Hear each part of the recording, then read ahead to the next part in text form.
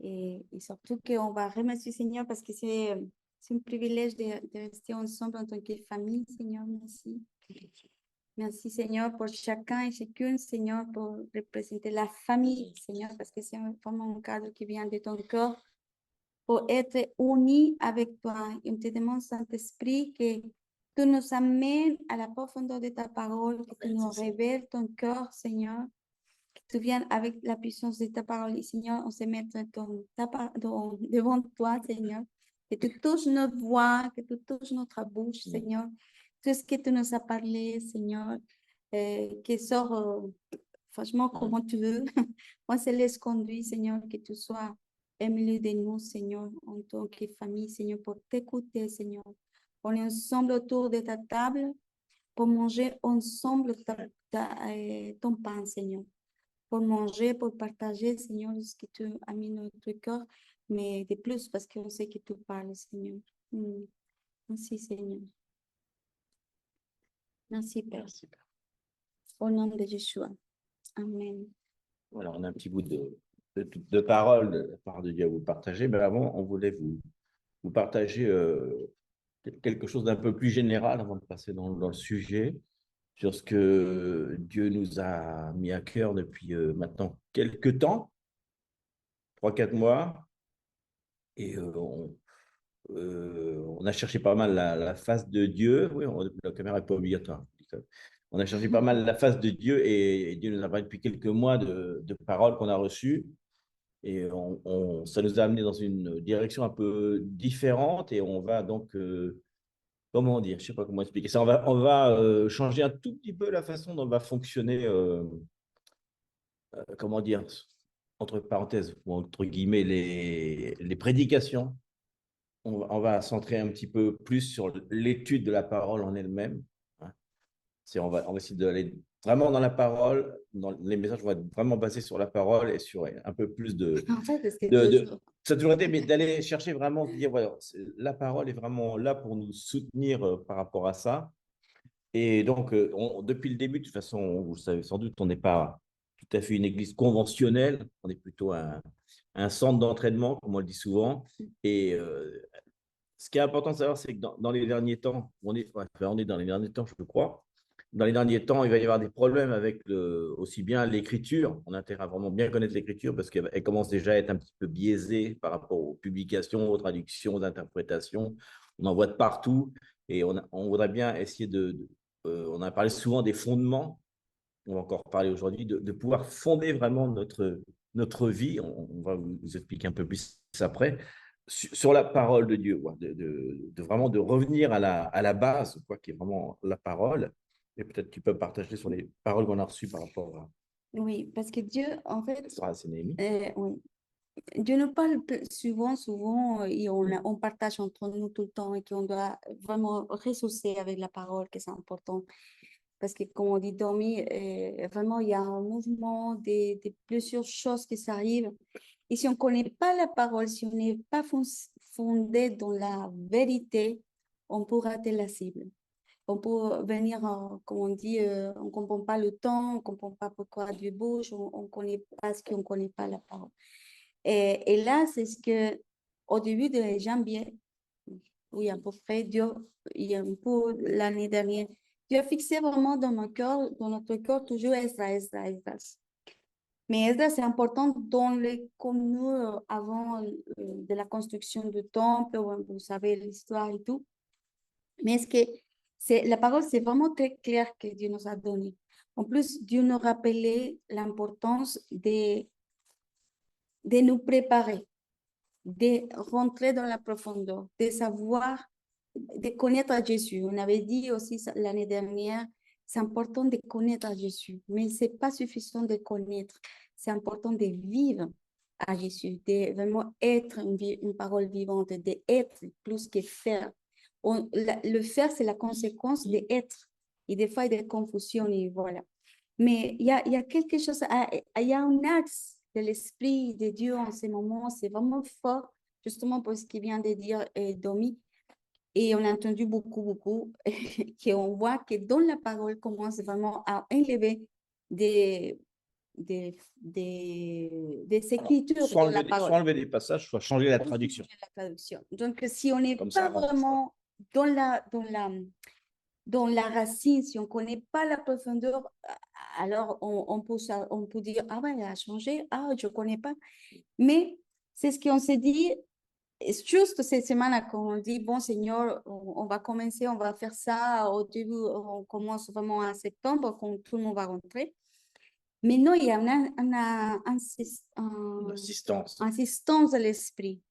Et là, comme il y a des choses qu'on va développer, même si ça paraît qu'on les connaît, mais je pense qu'on n'a pas vraiment la connaissance des choses simples comme les tabernacles. Et là, c'est important parce qu'on parle de la présence de Dieu dans nos foyers, la présence de Dieu dans nos vies, dans notre propre temple.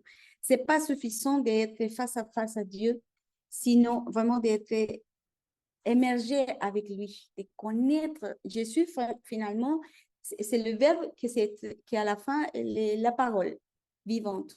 Donc, c'est de manger la parole, de vivre la parole. Et quand on pense à ça, il y a un verset que c'est la première chose que Dieu nous a partagé.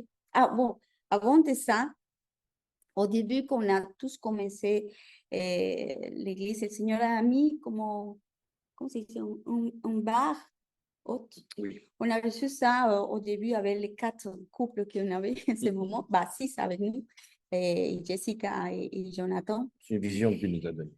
Et Dieu a mis un bar haute, mais on ne savait pas pourquoi. Et au début, c'est difficile, mais le Seigneur nous avait dit, et c'est lui finalement qui va nous mettre dans ces bars. Ça veut dire que comme les cheveux qui sautent, chevaux qui sautent, et il saute, et elle va pas, normalement c'est des 1, 2, 3, non, elle nous a monté vraiment haute, et on n'a pas entendu en ce moment. Et c'est de rentrer, des fois au début c'est compliqué pour certains, il y a beaucoup de mots, il y a beaucoup de choses, on ne comprenait pas où on va, mais on s'est arrêté. On s'est arrêté, mais on s'est dit, et le Seigneur a commencé, non, il faut y aller à la profondeur. On n'a pas peur. C'est que la profondeur, c'est la hauteur aussi. Oui, c'est ça. De rentrer à la racine, de manger ensemble. Mais plus de ça, d'amener la présence chez nous, quoi. Chacun de nous, dans nos foyers. Parce que la famille, c'est important. Mais aussi à l'extérieur aussi, à l'extérieur de nous. Mais on ne peut pas s'habituer à vivre la présence de Dieu seulement à l'église ou seulement... Non, chez nous, on doit vivre la présence de Dieu. Et là, quand on voit les tabernacles, parce qu'on va parler de ça, c'est l'art de l'alliance. Qu'est-ce qui s'est passé? Mais on va parler tout à l'heure.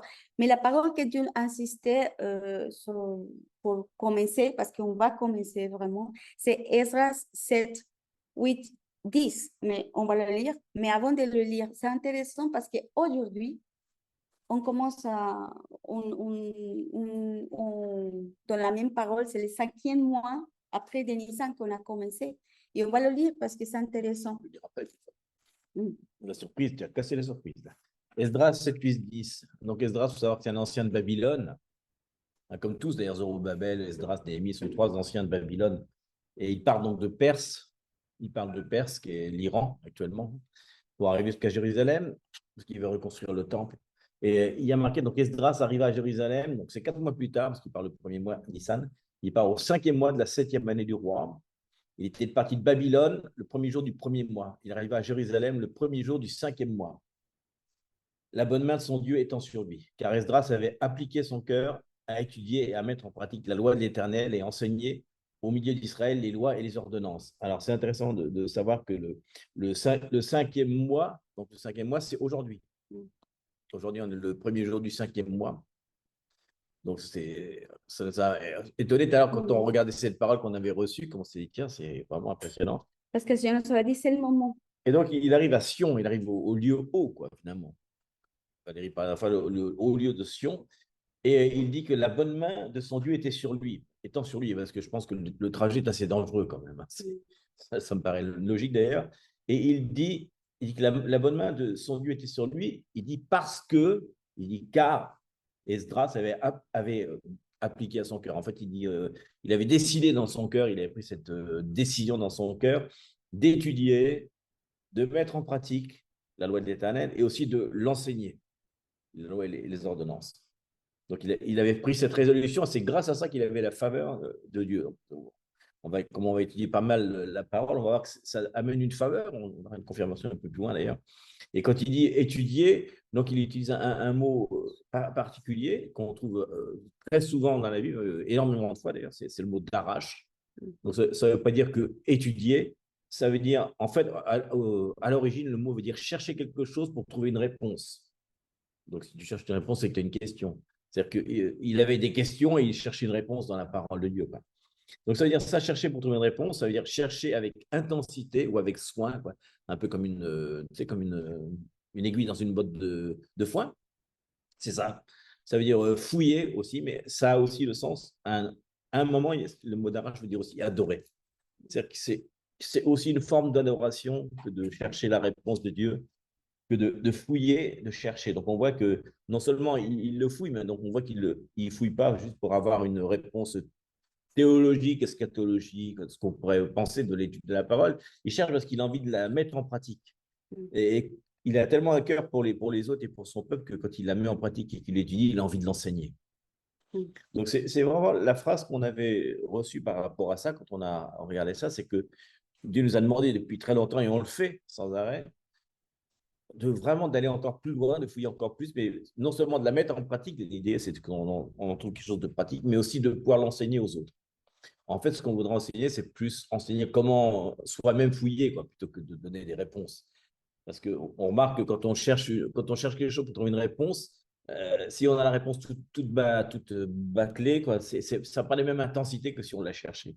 Donc, on voudrait partager un peu cette faim, je fais mélanger les deux, soin et soif, faim et soif. Ah, bah, fouiller, ça va y aller sinon. Et donc, c'est intéressant parce que Néhémie, qui vient après Esdras, qu'Esdras va reconstruire l'intérieur du temple, même si les anciens diront que ce n'est pas assez bien comme temple, il va quand même reconstruire quelque chose et faire. Voilà. On voit que Néhémie, lui, vient plutôt pour reconstruire les murailles de protection. Et quand Néhémie vient des années après reconstruire les murailles de protection, on voit qu'il travaille avec que des familles, il y a exactement 42 familles pendant 52 jours, si je me rappelle bien, que des familles. C'est des parents avec leurs enfants. Ils sont donc cités un par un dedans. Donc on voit que la reconstruction des murailles de protection de la ville s'est fait avec des familles. Et on a le psaume 127 qui dit si l'Éternel ne bâtit la maison, ceux qui baptisent travaillent en vain. Si l'Éternel le garde la vie, celui qui la garde veille en vain.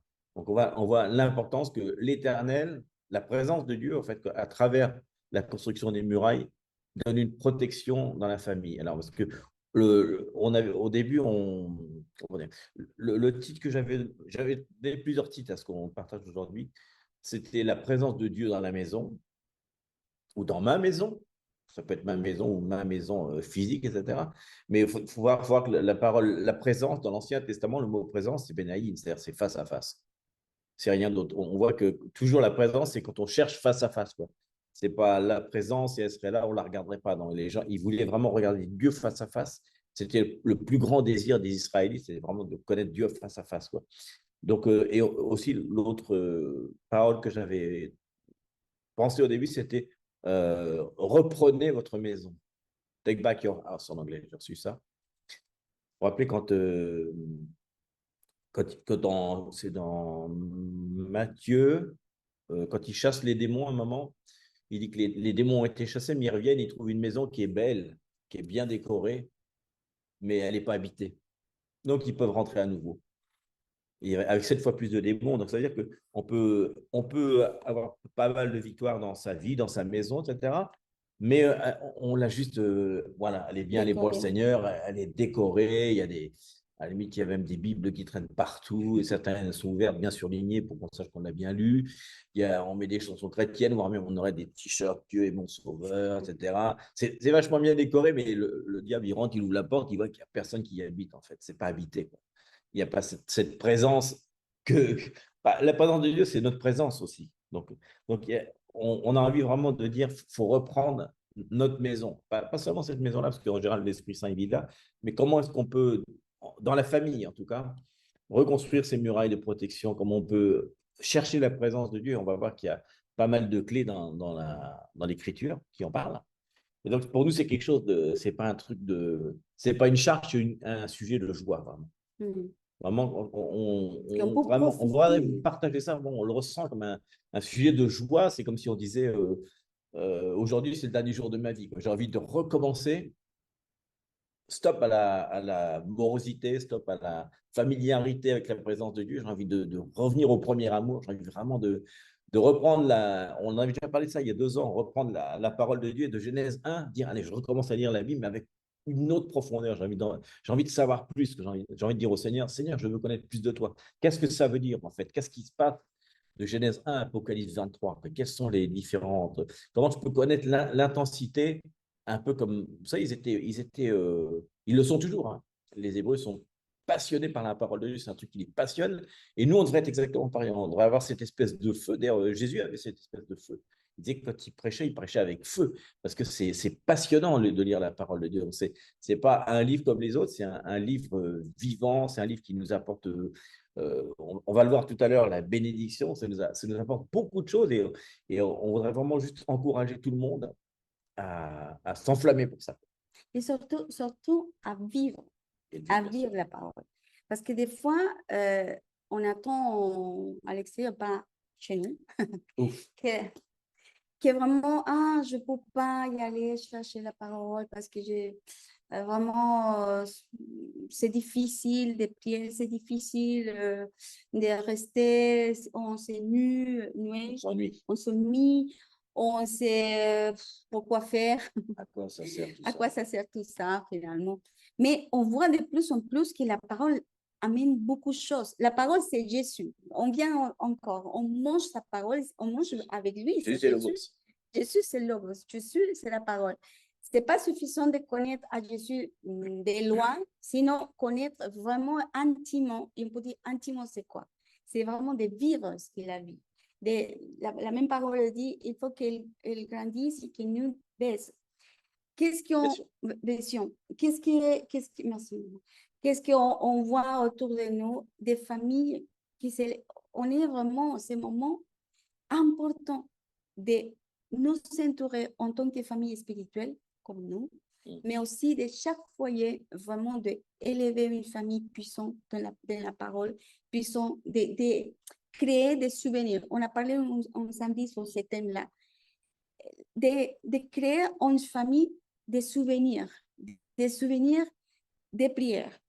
Pour donner un exemple, quelqu'un a raconté une histoire vraiment très, très bonne. Il a dit qu'il se rappelle, maintenant, il est en ministère, les pasteurs avec sa famille, tout. Il a raconté une histoire que c'est intéressant. Il a dit, et quand il était petit, dans sa famille, le parent, avec lui, il y avait 5 enfants.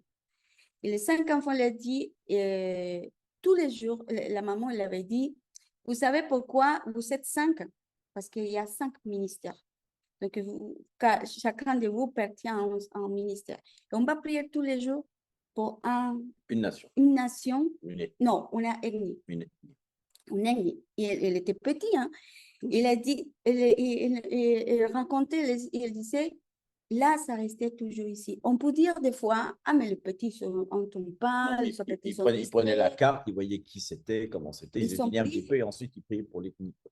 Tous les jours. Et aujourd'hui, ils sont des missionnaires. Donc, ça, c'est ce qu'on voit l'influence qu'on peut avoir en tant que parent. Pas démontrer un Dieu religieux, comme on dit tout à l'heure, Tommy. On peut mettre la parole de Dieu partout. On peut mettre des t-shirts. On peut mettre la louange dans la maison. Mais est-ce que la présence de Dieu était là ou pas? Et on va voir avec les Écritures, parce que c'est biblique. Il y a des choses que, des fois, on va être honnête entre nous. C'est plus facile d'y aller à l'extérieur, de rester avec les gens à l'extérieur. et qui parlent du Seigneur. Je parle des familles chrétiennes, de parler avec les autres, de partager l'évangile, de rester si longtemps à des familles ou des personnes pour partager la parole, mais pas vraiment dans le foyer. D'être vraiment parents. Parce qu'ils ne sont pas parents, c'est pour vous aider à visualiser comment faire une famille selon la parole. Et nous qui nous sommes déjà parents, on a l'opportunité de changer, de créer des souvenirs de la présence de Dieu chez nous, de voir la manifestation de la gloire du Seigneur, de préparer un endroit afin que la gloire de Dieu se manifeste. Des fois, en tant que parole, nous sommes religieux. Et donc, les enfants sont, oh non, je demande parce que maman, elle est au papa, ou les parents sont toujours. Mais Dieu donne des clés. Dieu donne des clés afin que nous pouvons élever une famille avec la crainte du Seigneur. On parle souvent, et on a vraiment, nous sommes dans cette génération, pas tous, hein, mais nous sommes un peu légers avec la présence du Seigneur. On est légers, on s'est habitué à vivre, la parole, la louange, mais on ne vit pas vraiment parce qu'on n'a pas la crainte du Seigneur. Et la crainte, ça ne veut rien dire parce que je peux avoir la crainte ou faire des choses religieusement, comme un rituel dans ma maison, un rituel de venir à l'église, un rituel de faire quelque chose par Dieu, mais, mais pas dans la profondeur de qui elle est. Et si on ne connaît pas au Seigneur, on ne peut pas, comment on dit, on les donne les valeurs que Dieu est dans nos vies. Et là, et c'est là ce qu'on peut voir où nous sommes, où on se trouve. Et on va voir dans la parole la bénédiction que Dieu dit, qu'on s'appuie dans la parole, qu'on vive, qu'on vive et qu'on la connaît. Surtout parce qu'en ce moment, on s'approche des temps difficiles. Va venir de plus en plus, on le voit, il y a des choses qui commencent à passer. Il y a des moments, pardon, que c'est interdit de parler du Seigneur, que c'est interdit même parce qu'il y a beaucoup de choses que ça commence à passer pour nos enfants, mais on doit lever tous, en tant que famille, des piliers, des constructions. Nous sommes des pierres vivantes et la parole est vivante. Donc, on va vraiment rentrer et on va voir comment la présence de Dieu, c'est tellement important, mais d'une façon pratique, d'une façon claire. Et comment on peut s'habituer aussi à la présence de Dieu et Dieu n'est pas là. Il y a tous les ordonnances. Les ordonnances, il y a tout, mais la présence de Dieu Les ornements, en fait. Oui, il y a tout. C'est décoré, quoi. C'est décoré, mais la présence de Dieu n'est pas là. C'est pour ça qu'il y a marqué dans le psaume que si ce n'est pas l'Éternel qui a bâti la maison, ceux qui l'ont bâti ont travaillé en vain. C'est-à-dire que ceux qui l'ont bâti, c'est nous. Mais si l'Éternel n'est pas notre support, notre référence, on l'a bâti pour rien, parce qu'à chaque fois, on rappelle qu'à chaque fois qu'il dit bâtir la maison, ça parle toujours de fils, de construire pour les fils, pour les générations. C'est toujours ça, c'est la parole. Le mot, c'est toujours ça. La maison, c'est vraiment la maison des enfants, c'est la maison des parents. Et donc, il y a quelqu'un dans la Bible, vous savez, qui a eu une chance pas croyable. Un jour, il s'est passé quelque chose dans sa vie et d'un seul coup, le lendemain, sa femme était complètement différente. Extraordinairement gentille. Elle a changé. En fait, je crois qu'après, il s'est regardé dans le miroir, il s'est aperçu que finalement, c'était peut-être lui qui avait changé, il ne savait pas.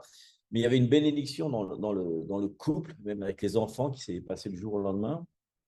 Et il a vu dans les jours qui venaient que le blé commençait à pousser à 3 mètres de hauteur, il y en a 1 mètre, que les vaches commençaient à avoir des enfants, que les brebis commençaient à avoir des enfants, que le miel était multiplié par 10, etc. Ils ne comprenaient rien. Et surtout, les voisins étaient très surpris quand même.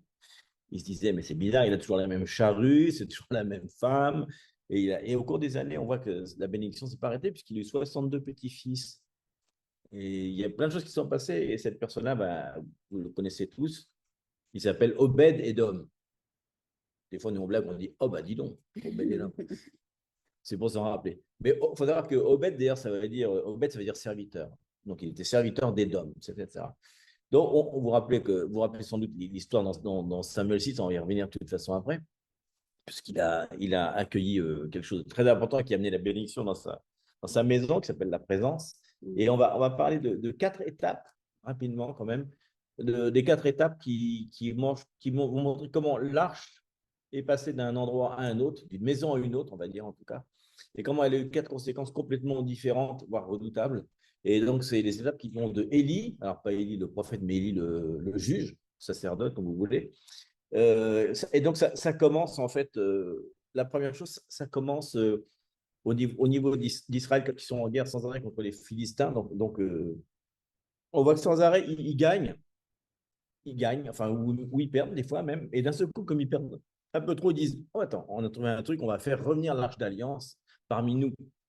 Et l'Arche d'Alliance, quand il faut revenir, ben, les Philistins, ils sont au courant, ils ont quand même des espions, ils disent, oh, terrible, on va être détruits, ça ne va pas aller. Et malgré tout, ils disent, bon, c'est pas grave, on va quand même être des hommes forts et on va lutter jusqu'au bout.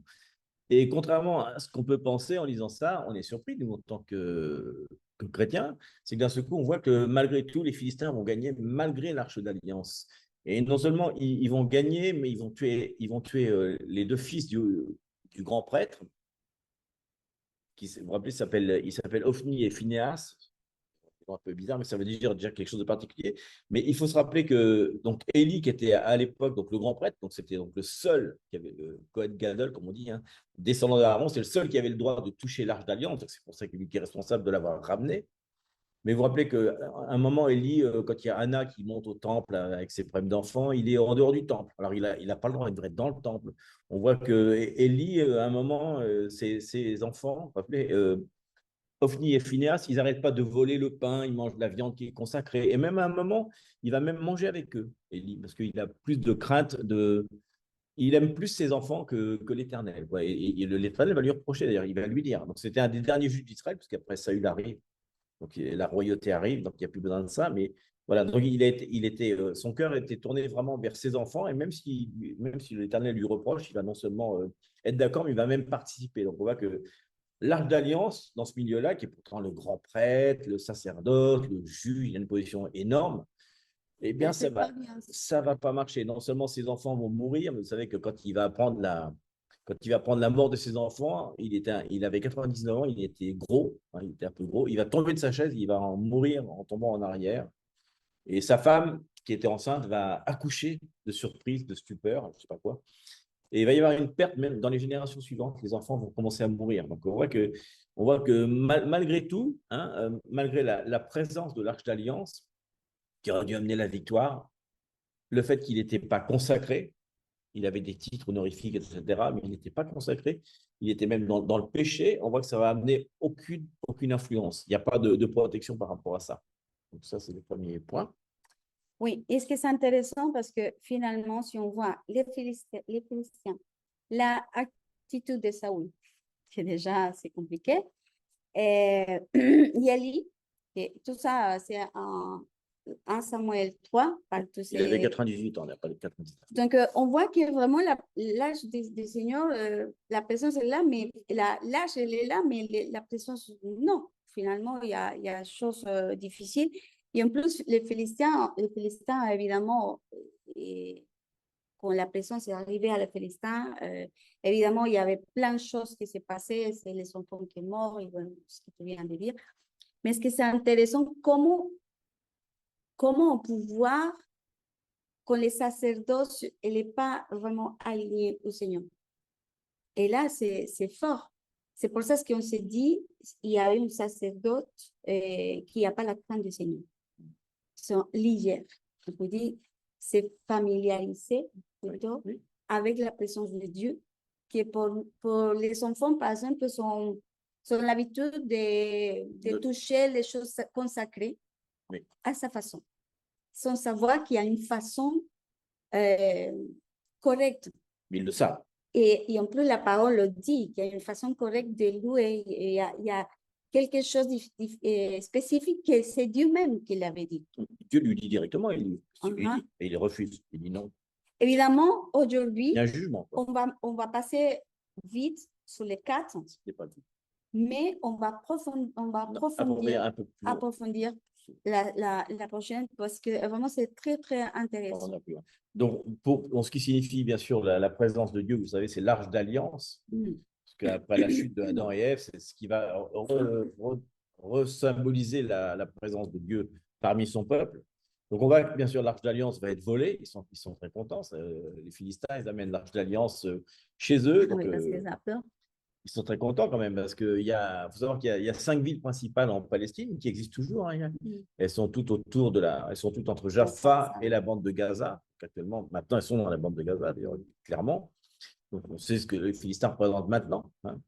Mais on voit que la première chose qu'ils vont amener, c'est l'Arche d'Alliance. Ils vont l'amener à la ville de Asdod, qui s'appelle Ashdod maintenant, qui est une ville qui est entre Jaffa et entre Jaffa et la bande de Gaza, qui est sur le bord de la mer. Et c'était à l'époque l'endroit où il y avait vous avez le dieu Dagon, qui était un dieu mésopotamien, qui est un dieu qui a un corps de poisson, une tête d'homme. C'est un dieu un peu bizarre. C'était le dieu de la fertilité, des semences et de l'agriculture. Parce qu'à l'époque, bien sûr, on sait que la fertilité, les enfants, la semence et l'agriculture, c'était la richesse, c'était le succès. C'était vraiment la chose importante. Donc, on voit alors, contrairement à l'Arche d'Alliance qui est en bois et en or, comme toutes les statues de l'époque, c'est plus des statues en pierre. Donc, en fait, ils le mettent comme trophée à côté de Dagon. C'est un peu bizarre comme truc, mais ils n'avaient pas l'entendement, certainement. Et donc, quand ils le mettent à côté de Dagon, on voit que la première nuit, Dagon va tomber par terre. Il y a un petit peu de truc qui va se casser, mais pas beaucoup. Et le lendemain, quand ils reviennent, en fait, elle est tombée complètement par terre et elle s'est brisée. On voit que la tête est sortie même du temple. Elle est cassée sur l'entrée de la porte. Donc, ça va quand même leur faire un petit peu peur, quand même. Hein. Parce Ah oui, pardon. Donc, ils vont avoir un petit peu peur quand même par rapport à ça.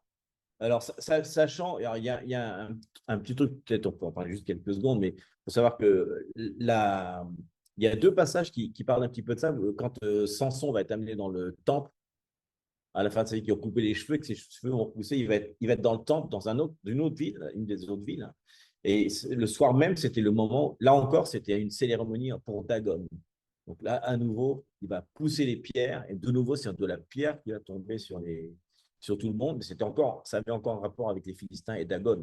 Et à un moment, quand Jésus descend avec Hosanna, vous vous rappelez qu'il jette des trucs devant lui, les autres, ils vont dire, comment ça, ils n'adorent pas le vrai Dieu, ils adorent un homme. Et Jésus va leur répondre que même s'ils n'adoraient pas, même les pierres, il y parlerait. Donc, il dit, les pierres se casseraient aussi. Quoi.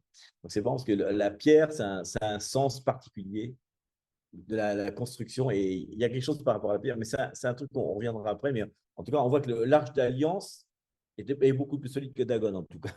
Donc, on voit qu'il y a une énorme peur. Et en plus, après, il va y avoir toute la ville va avoir des tumeurs. Alors, des fois, c'est traduit par hémorroïdes, mais en fait, ça peut être. Mais en fait, c'est des tumeurs. Ça peut être des tumeurs de la peau, ça peut être des tumeurs des glandes. Tumeur, ça veut dire une excroissance qui vient sur la peau. Donc, tout le monde va être soumis à ça. Donc, ils ont un petit peu peur. Et ils vont la transporter pendant 7 mois de ville en ville. Donc, ils vont faire en fait toutes les villes, les 5 villes qui possédaient, vont être toutes. Et à chaque fois, les gens, Il a peur. ça finit par savoir quand même. La première ville, non. Deuxième fois, alors à chaque fois, il y a des tumeurs, il y a de plus en plus de trucs, il y a des morts, il y a plein de choses qui se passent. Donc, on voit que ça devient. Ils se rendent compte finalement que quand la présence de Dieu est chez l'ennemi, ce n'est pas source de bénédiction, hein, c'est source de malédiction. Donc, il va y avoir, bien sûr, vous vous rappelez, tout un trafic avec des souris d'or, des tumeurs d'or. Ils vont essayer de essayer de racheter leur faute quelque part. Mais ça, c'est une autre histoire. Et donc, on voit là encore la présence de Dieu quand elle est chez l'ennemi, là, c'est pire. Là, ça ne produit pas de bénédiction, ça produit de la malédiction. Et tant mieux, parce que finalement, on sait que la présence de Dieu est efficace contre l'ennemi. Parce que c'est la lumière contre c'est la lumière contre les ténèbres. Donc là, on voit clairement qui gagne. Il n'y a pas de problème. Hein. Et ensuite, l'arche, alors après avoir fait 7 mois, elle va se retrouver dans une ville qui s'appelle Kirjat Jearim, donc chez un lévite, on pense qu'il était lévite, en tout cas, qui s'appelle Abinadab. Et il va donc il va la confier. Alors, je vais prendre ici. Voilà. Il va la confier à son fils qui s'appelle Éléazar, si je me rappelle bien. et qui donc va s'en occuper pendant 20 ans. Alors, il va pas se passer grand-chose pendant 20 ans, même si à la fin des 20 ans, il va y avoir quand même une repentance du peuple. Mais en tout cas, pendant 20 ans, on voit qu'il n'y a pas grand-chose qui se passe. Alors, peut-être, je vais continuer avec, je reviendrai après sur la différence. Donc, on voit que là, la présence de Dieu, elle est là, elle est chez un Lévite, donc c'est correct par rapport à ce qui doit être fait, mais il n'y a pas grand-chose qui se passe. C'est neutre. Donc, on va voir pourquoi après c'est neutre, hein, juste après. Et la dernière partie, donc là, on va lire un petit peu plus de texte. Je vous invite d'ailleurs à prendre la parole de Dieu si vous l'avez. C'est 2 Samuel 6 et on va lire 1 à 11. Donc David reçoit le commandement de Dieu qu'il faut ramener l'arche à Jérusalem. Hein, ça fait quand même beaucoup d'années qu'elle est partie, donc elle doit revenir, parce qu'entre-temps, David, il a quand même conquis Sion, Jérusalem, donc il sait que c'est là qu'elle doit être, dans le temple. Et donc il y a marqué, David rassembla encore toute l'élite d'Israël au nombre de 30 000 hommes. Et David, avec tout le peuple qui était auprès de lui, se mit en marche depuis Baal Juda pour faire monter de là l'arche de Dieu, devant laquelle est invoqué le nom de l'Éternel des armées, qui réside entre les chérubins au-dessus de l'arche. Ils mirent sur un char neuf l'arche de Dieu et l'emportèrent de la maison d'Abinadab sur la colline. Donc, ses deux fils, Abinadab s'appelait Uza et Acho, donc fils d'Abinadab, conduisaient un char neuf. Ils l'emportèrent donc de la maison d'Abinadab sur la colline. Uza marchait à côté de l'arche de Dieu et Acho allait devant l'arche.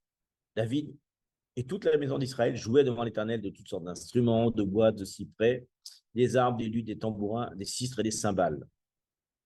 Donc, on voit qu'il y a quand même la présence, il y a tout, c'est vraiment la fête.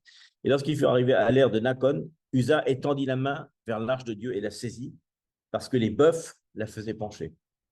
Donc déjà, on voit qu'il est en train de transporter sur un char nouveau, hein, quelconque, quoi, et avec des bœufs. Donc, c'est pas tout à fait bien. Il la faisait pencher, donc on voit que Uza va étendre la main vers l'arche de Dieu pour pas qu'elle tombe. Et la colère de l'Éternel s'enflamma contre Uza, et Dieu le frappa sur place à cause de sa faute. On va développer un petit peu plus pourquoi il y a une faute ici. Dans la vie, vous vous rappelez, il y a des choses, il faut faire les bonnes choses, mais aussi de la bonne manière. Donc là, l'idée de David est bonne, mais il n'utilise pas la manière correcte qui avait été prescrite Dans la Torah. dans la Torah. On y reviendra juste après. Donc il y a une irritation, parce qu'en plus, Uza, il y touche, et c'est tout à fait interdit de toucher aux choses saintes. Il le sait, puisqu'il est fils d'Abinadab, il n'est pas surpris. Donc, ce lieu a été appelé jusqu'à ce jour Peretz Uza, c'est la brèche à Uza. Donc, David eut peur de l'Éternel ce jour-là. Alors, en fait, il y a marqué David eut peur de l'Éternel, mais en fait, le vrai mot qui dit David fut fâché contre l'Éternel, carrément. Il était furax contre l'Éternel. Il ne connaît même pas sa faute. David eut peur de l'Éternel ce jour-là. Il dit comment l'arche de l'Éternel en trouvera-t-elle chez moi? Donc, il ne voulut pas retirer l'arche de l'Éternel chez lui dans la cité de David, et il l'a fait conduire dans la maison d'Obed et d'Om de Gath, donc c'est l'endroit où est Goliath. Et l'arche de l'Éternel resta 3 mois dans la maison d'Obed et d'Om de Gath, et l'Éternel bénit Obed et Edom et toute sa famille, toute sa maison. Voilà le texte. Alors, il faut savoir que quand il arrive chez Gath, d'abord, c'est spécial parce qu'il n'est pas vraiment apte, d'après la parole, à recevoir l'arche d'alliance. Et en plus, il est bien sûr, comme ils viennent avec tout le reste de l'équipe, il est au courant de tout ce qui s'est passé. Donc, il est un petit peu. Je ne sais pas si c'est ce qui s'est passé avec les Philistins, je ne sais pas ce qui s'est passé avec Élie, peut-être ça ne se sait pas encore à l'époque. Mais le fait de le laisser entrer, il n'avait pas le choix, hein, David l'aurait tué de toute façon. Mais il choisit quand même de prendre le risque et d'accueillir la présence de Dieu dans sa maison. Il a pas peur quand même. On voit quand même qu'il y a quelque chose de fort dans ce symbole-là, parce qu'il sait très bien ce qui vient de se passer. Et on voit que dans ce cas-là, il faut rappeler qu'Obed, ça veut dire serviteur aussi. Hein. On voit qu'il rentre chez un serviteur et d'un seul coup, ça va produire un bon effet. Alors bon. Mais en tout cas, Uza, c'est fils de Abinadab, que finalement, lui, les deux filles de lui sont des enfants, en fait. Ils sont 18 ans, ils ne sont pas vraiment la connaissance. Au minimum, ils ont 20 ans, de toute façon. Et en tout cas, eux c'est ce qu'on dit, c'est une maison de sacerdotes aussi, mais sont tellement habitués, c'est un petit peu le même cadre d'Élie et ses enfants. Donc, ils ne comprenaient pas vraiment qu'est-ce que ça veut dire. Déjà, la façon comment l'âge est envoyé jusqu'à là, jusqu'à David, c'est mauvais, c'est pas correct. Ça veut dire qu'il ne connaît pas vraiment la loi. Parce qu'il parle de bœuf, bœuf. de bœuf. Et là, c'est dit qu'on ne peut pas envoyer comme ça. Dès la conception, c'est marqué qu'il y a deux anneaux qui sont en or avec 2 barres. Donc les Lévites la portent. Sinon, pourquoi ils auraient fait des barres sur l'Arche de l'Alliance si ce n'est pas pour la porter sur le dos? Elle peut être portée que par le joug de la personne, hein, le poids. Donc c'est important. Et en plus, ils doivent être vraiment Lévites. Donc il y a beaucoup de choses. En plus, ça doit être consacré. On ne peut pas mettre sur un char neuf comme ça. Il y a forcément une consagration des gens. C'est tellement. Il y a un protocole qui est bien décrit que tout le monde connaît très bien. Et David le connaît très bien. Mais aussi, la façon, c'est Abidanan. Et c'est ce qu'on dit. Là, on peut parler d'une maison qui s'est habituée à la présence de Dieu, mais elle n'est pas vraiment la crainte. Pour eux, c'est un meuble. C'est un meuble. Il y avait un meuble dans la maison, donc je pense qu'ils y touchaient jamais, parce que quand même, ils savaient ce que c'était, mais il n'y avait pas cette crainte, ces références. D'abord, c'est au premier truc qui se passe, le réflexe, ben, dans son cœur, on voit qu'il n'y a pas cette crainte, parce qu'il va y toucher, quoi. Il dit non, l'Éternel n'est pas capable de redresser la truc. Et en fait, on ne sait pas ce qui se serait passé d'ailleurs, mais il y avait un commandement strict, quoi. On peut se mettre là en question. Pourquoi s'il lâche de rester dans sa maison, ça rien pas, C'est pas de bénédiction. Ça, c'est pas décrit. Aucune chose s'est passée. Donc, comme on dit, dormir, il vient être comme un homme. Finalement, c'est parti. C'est ce qu'on disait, la présence de Dieu peut être juste décorative, elle peut être partout, mais on elle pas garde. s'est manifestée, en fait. C'est ce qu'on appelle en gros la familiarité. Peut-être ça vient de famille, justement, parce que dans une famille, des fois, on s'habitue au confort, on s'habitue à sa femme, on s'habitue à ses enfants, on s'habitue à toutes les choses. On les perçoit plus, quoi. On ne perçoit plus ni son importance, ni à quoi ça sert, etc.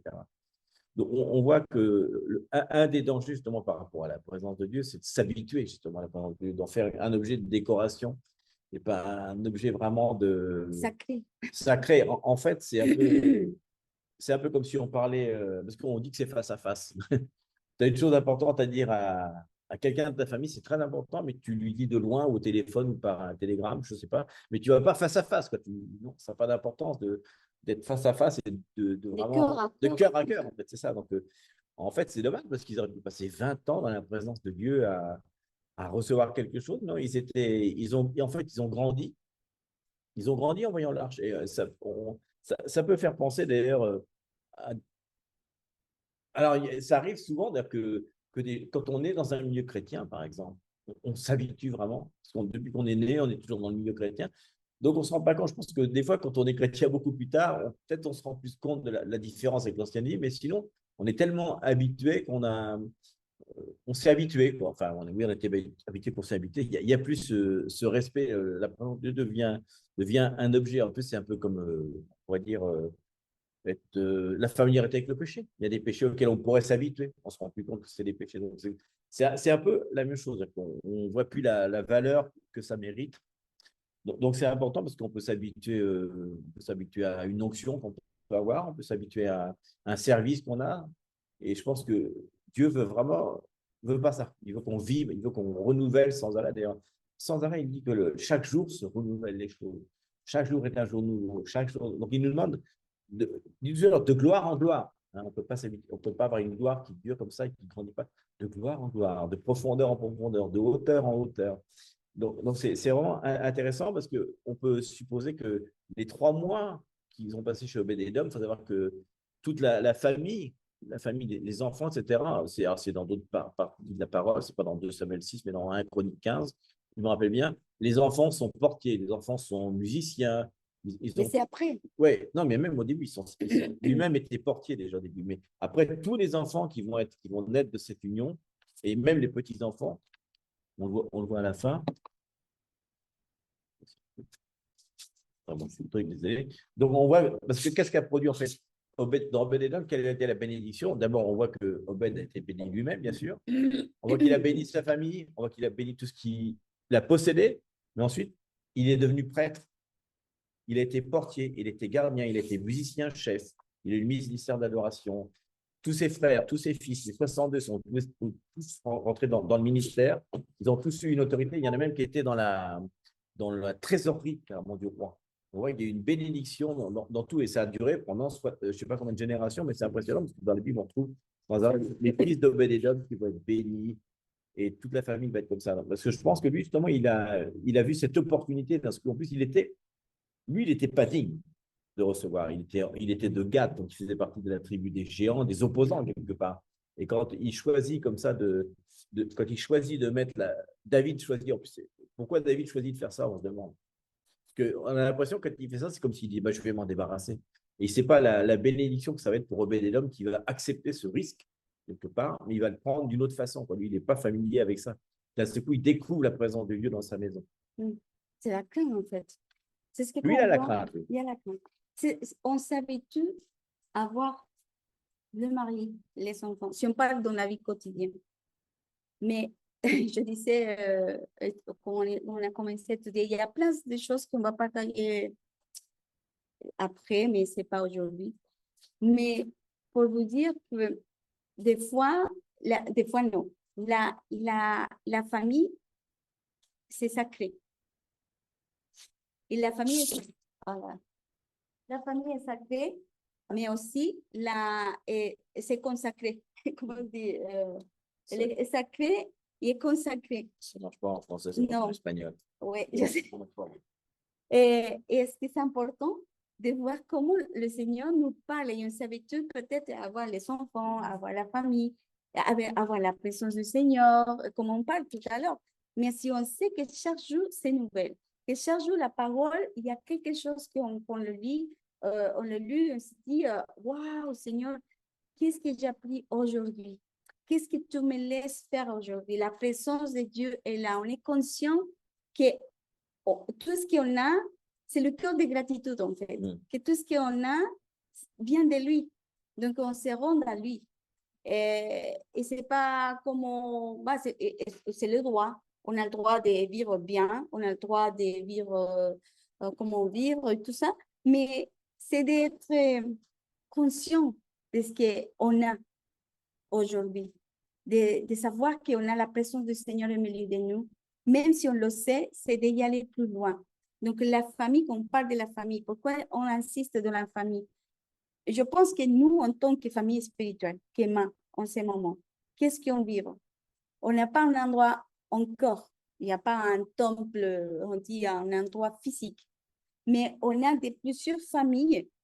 En fait, tous, il y a plusieurs familles que c'est Dieu qui a comme on dit, nos amis comme ça, c'est nos rassemblés comme ça. On voit que chacun de vous, c'est des familles complètes qu'on se retrouve en fait en ce moment. C'est Dieu qui a créé vraiment. C'est Dieu qui a créé comme la direction d'y aller plus loin, de s'entraîner dans la parole, d'avoir sa responsabilité en tant que famille, de dire, Seigneur, combien d'idoles il y a en nous, combien de choses qu'on passe vite dans la présence de Dieu et aujourd'hui, on n'a pas remercié parce qu'on est fatigué, parce qu'on a le travail, des fois on se plaint pour le travail. C'est-à-dire de vivre dans sa gratitude, de vivre conscient de lui, que lui habite en nous. Mais le fait de partager ça, on s'est dit, il y a différents passages. On voit l'âge de l'alliance. Elle passe au milieu des ennemis. Évidemment, elle sort des ennemis. Après, passe dans une maison des sacerdotes, mais qui sont habitués à la voir, qu'il n'y a pas vraiment la crainte. Après, c'est Obed-Edom, que même les sacerdotes viennent de Lévi, comme nous, en tant que sacerdotes. Il y a cette crainte de voir la présence du Seigneur, de faire nous surprendre pour lui, de dire, waouh, aujourd'hui, c'est un jour nouvel. Nouveau, pardon. Qu'est-ce que tu vas nous dire? Qu'est-ce qu'on va prendre aujourd'hui? Domi, elle disait toujours des fois, aujourd'hui, c'est le moment, elle ne se reproduit pas. Il y a des moments dans la vie qu'on passe vite, on se distrait. Il y a tellement de choses, il y a tellement de distractions aujourd'hui qui fait qu'on peut rater nos assises. Et là, c'est un appel de l'Esprit de Dieu pour dire, je ne peux pas passer comme ça. On demande, Seigneur, fais en nous le vouloir comme le pouvoir. Approche-nous à te connaître, à connaître ton cœur, à connaître qu'est-ce qu'il aime, qu'est-ce qu'il n'aime pas, à avoir sa crainte de telle façon que même comme Obed-Edom, parce qu'on va expliquer après, parce que vraiment, on va rentrer et on va retourner. Qu'est-ce que ça veut dire les tabernacles? Pourquoi Jésus vit en nous? Parce qu'on a l'habitude de le dire. Ah si, voilà, Christ, l'espérance de gloire. Christ, il habite en moi. L'éternité a choisi que chacun de nous, nous soyons les tabernacles, le temple de lui. Et voilà. Mais ce qui est vraiment, c'est une question, c'est pas pour juger, c'est une question que nous tous, même nous, chacun de nous, on doit se poser. Est-ce que vraiment il y a cette façon de familiarité au milieu de nous? Est-ce que vraiment on peut prendre la décision aujourd'hui, ou le moment que vous voulez, de dire, Seigneur, aujourd'hui, on va choisir de te suivre. Ce n'est pas suffisant de croire en Jésus et de le suivre, d'être vraiment un disciple. C'est comme Dieu m'a montré, que je vous ai raconté.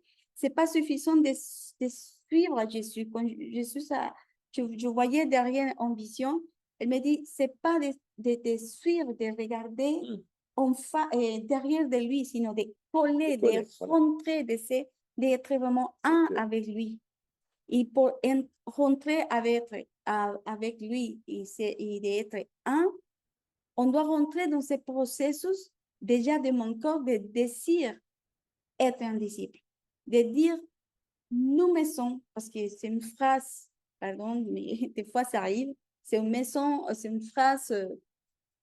Ma maison et moi, nous servirons le Seigneur. Oui, c'est une phrase. Mais ce qui est vraiment, quand on décide de cœur à cœur avec le Seigneur, de dire, Seigneur, je prépare une maison afin que ta gloire descende. On décide que la gloire se manifeste, mais pour que la gloire se manifeste, doit avoir un lieu saint. On l'a vu dans la parole. On l'a vu dans les 3 étapes. Ils sont passés dans le sacerdoce qui sont habitués d'avoir la présence. Que ce n'est pas vraiment la crème, mange le pain, mange toutes les choses sacrées sans voir, sans juger vraiment nous devant du Seigneur. C'est pour ça que David nous enseigne toujours, regarde-moi vraiment mes intentions, regarde qu'est-ce qu'il y a derrière de moi, dans mon corps, parce que des fois, nous-mêmes, nous ne connaissons pas. Donc, en tant que famille, c'est comme une question intime aussi, de cœur à cœur. Les temples, la maison, c'est moi, déjà. Et comment est mes relations? Comment mes relations être vraiment, on peut avoir la crainte du Seigneur. Est-ce que j'ai une crainte vraiment? Est-ce que c'est pas la peur? La peur, c'est différent. La crainte, c'est vraiment de tout ce que je fais, c'est saint, c'est digne, c'est le roi, c'est le créateur de l'univers. Est-ce que comment je suis? En tant que famille, pareil. Parce qu'on doit préparer un foyer et on doit préparer une génération. Nous serons plutôt la dernière génération. Nous, je parle de nous pour l'âge. Mais notre désir, notre responsabilité, c'est de vous inciter, de vous encourager, de rentrer dans sa séparation, de nous séparer, de nous mettre à part vraiment de cœur à cœur avec le Seigneur et de préparer et de choisir à Jésus. Parce qu'il y aura un moment où la tyrannie va venir sur la terre tellement fort que si on est faible, même la parole dit qu'on va s'éloigner de Dieu. Et vraiment, en tant que responsable, on doit partager ça. On doit parler de la crainte du Seigneur. On doit partager qu'est-ce que le saint et le profane. Déjà, on doit vivre la parole entre nous. On doit rentrer dans la connaissance, mais pas la connaissance intellectuelle, sinon la connaissance de vivre, de la responsabilité en tant que parents, que les ministères, ce n'est pas simplement l'extérieur, le ministère, c'est une famille. On va élever des enfants qui aujourd'hui Et l'ennemi, clairement, il a dit, elle vient pour nos enfants, elle vient pour notre génération, pour les enfants. Ils l'ont chanté. Et si nous, en tant que parents, on ne laisse pas un héritage, l'héritage est que dans la famille, il y a l'absence des parents. Les enfants grandissent comme ils peuvent et les enfants grandissent selon l'école ou selon l'église les enseigne, mais pas vraiment un foyer, comme on dit, comme on le dit, le psaume 127. Vraiment, qu'on lit tous les passages du psaume, c'est puissant, c'est fort. Et la parole doit avoir doit être une force, comment on dit, on doit nous secouer. On ne peut pas la lire. Ah oui, ah c'est bien la parole, merci Seigneur. Mais non, qui fait un effet en nous. C'est notre prière pour aujourd'hui, pour nous tous. Je parle de nous tous, en tant que famille spirituelle. Dieu nous demande vraiment comme Esdras. Parce que quand on voit Esdras, Esdras l'a dit qu'on ait partagé la parole. Parce qu'il y a trois choses qu'il parle. Il dit de chercher. D'abord, il y a un désir dans son cœur. Après, de la chercher et après, de l'enseigner. Donc, on cherche en tant, je parle de famille, la parole. Après, on la vibre et après, on la partage. Parce que les enfants, les lieux d'influence va voir nos témoignages. Elle va garder les témoignages. Et là, on va parler aussi parce que c'est profond quand on parle de l'arche de l'Alliance. Il y a une profondeur énorme. Et là, pour nous dire aujourd'hui, Seigneur, vraiment, on a besoin de toi. Il y a trois façons. À la façon des sacerdotes, on s'est habitué. Deux, on peut dire. Ou simplement, on a la crainte du Seigneur. Il se dit, oui, le Seigneur, la présence de Dieu va rentrer dans ma maison. Comment je vais faire? Il y a une façon, il y a un protocole, comme tout. Il y a un protocole. Déjà, quand on lit les psaumes, il dit, rentre au trône de la grâce avec la gratitude. Déjà, des remerciements et des joies, parce que la présence du Seigneur, c'est avec la joie, pas la tristesse, pas l'amertume. Au contraire, c'est sa force, c'est la joie du Seigneur qui nous soutient à tous. Donc, c'est pour nous encourager à tous de vraiment de rentrer dans ce mouvement de chercher la présence de Dieu, de demander le Saint-Esprit parce qu'on peut se fatiguer. Seigneur, je n'ai pas l'amour pour toi. Il y a quelque chose, c'est lourd. Je peux pas, je pas amour pour la parole. Je prends le temps, je dors quand je vais prier. Mais le Seigneur, si on crie, parce que même David le dit, si je crie à l'Éternel, elle ne m'écoute pas. Si je crie, Seigneur, donne-moi amour pour chercher la parole. Donne-moi l'amour pour l'aimer, pour t'aimer à toi, comme tu veux qu'on t'aime. Et Dieu va répondre. Et donc, ce qu'il disait tout à l'heure, je remonte juste là-dessus, parce que Dieu ne demande pas seulement de le suivre, d'être des disciples, parce qu'il dit sans arrêt que celui qui boira à moi de l'eau vive coulera de son. Il dit à un moment, mangez ma chair, buvez mon sang. David dit aussi dans ses psaumes, goûtez comme Dieu est bon. Donc, il y a vraiment une chose d'incorporation qui doit être faite. Et c'est plus que ça, quoi. Et on voit on dit oui à la famille, mais non à la familiarité. Parce que la familiarité, ça produit d'autres choses. Ça produit notamment l'incrédulité. Vous vous rappelez les frères de Jésus, qu'est-ce qu'ils disaient? Où tout son peuple disait carrément, mais non, on le connaît, c'est bien le fils de Joseph, c'est le frère de ma femme. Mais non, je le connais, c'est bon, il ne fait pas de miracle, celui-là, ce n'est pas le fils de Dieu. Donc, il y a quand même, quand on est familier avec les choses, on finit par plus croire, quoi. On finit par plus croire. Il y a aussi, on perd la joie, parce que finalement, quand on est une chose nouvelle, on est émerveillé, on est dans la joie, etc. Et quand on est familier avec les choses, on finit par perdre la joie. Je le disais, on dit souvent d'ailleurs le matin quand on prie, des fois, il le dit David, la joie du salut. Des fois, on oublie qu'on est sauvé et du coup, on vit des jours moroses alors qu'on devrait dire aujourd'hui je suis sauvé, les autres ne le sont pas. Rien que ça veut dire que chaque jour est un bon jour. Parce que je suis sauvé, c'est le principal, le reste c'est qu'accessoire. Des fois, on oublie des fois que c'est ce que fait. D'ailleurs, quand David revient avec l'arche d'alliance à Jérusalem, il sait qu'il a fait la bonne chose de la bonne façon, et d'un seul coup, il est vraiment dans la joie. Là, il n'y a pas de mort, hein, il y a que de la joie. On voit qu'il fait la même chose, il va que danser, etc. Donc, il y a aussi autre chose dans la familiarité, c'est qu'on disait tout à l'heure, on devient ingrat. On perd la gratitude. Donc, c'est vraiment important parce qu'il dit que la joie, c'est notre force. Donc, c'est-à-dire que oui, à la famille, ça c'est très bien, mais pas la familiarité, qu'on ne peut pas s'habituer à la présence de Dieu. On ne peut pas s'habituer aussi à lire, comment dire, à lire je sais pas, il y a des fois, quand on lit la parole de Dieu, tout ce qui est dans le papier, c'est encore plus fort, je pense qu'on écrit dessus. Il y a quelque chose qui fait de l'écriture, on est dans la joie de lire l'écriture, quoi.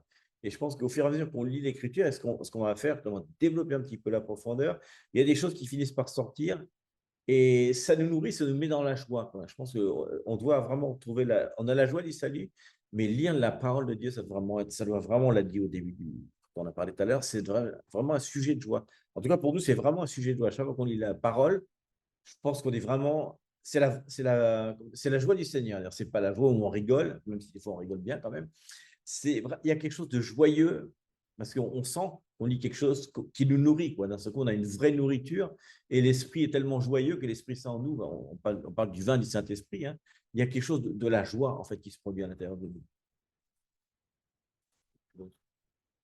Donc on va développer un peu plus, déjà, parce que là, on est un peu dans l'Ancien Testament, on va développer un peu plus ce que c'est que l'arc d'alliance à notre époque, qu'est-ce que ça veut dire dans notre vie. Et on va voir comment, en étudiant, donc en allant un peu plus loin dans l'étude, on va pouvoir trouver des choses qu'on va mettre en pratique. Et non seulement, on va être comme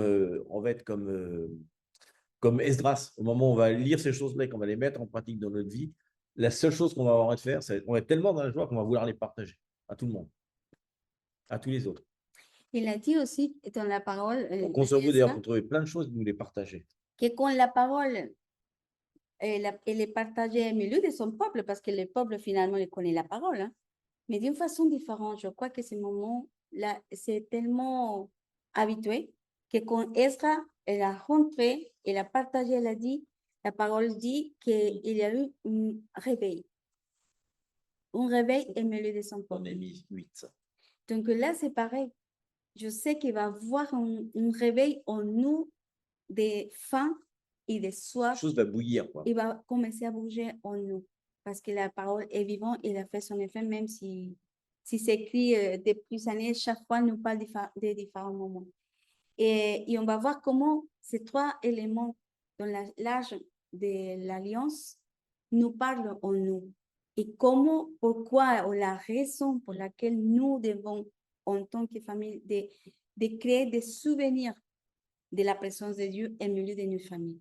Parce que les enfants vont rappeler ça après, ils vont reproduire ce qu'on voit dans nos foyers. C'est évident.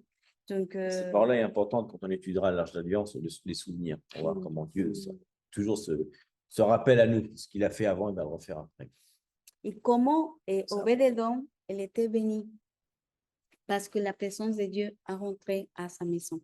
Et quand la présence de Dieu a entré dans la maison, après qu'il est sorti, toute la bénédiction est venue sur lui, et sur sa famille, sur les générations, dont tout. Les générations et les générations. Alors qu'on voit que dans Élie et ses enfants, la malédiction va venir de génération en génération. Donc, on a malgré la présence de Dieu dans les deux cas. Oui, mais on sait que la grâce de Jésus, c'est Jésus, lui, qui habite en nous. Et comment laisser faire grandir au milieu de nous en tant que peuple, que temple et aussi que foyer.